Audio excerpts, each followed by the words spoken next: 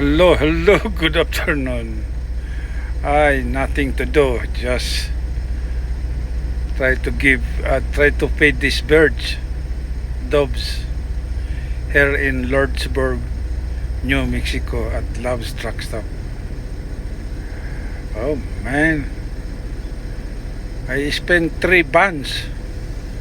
Still they want more.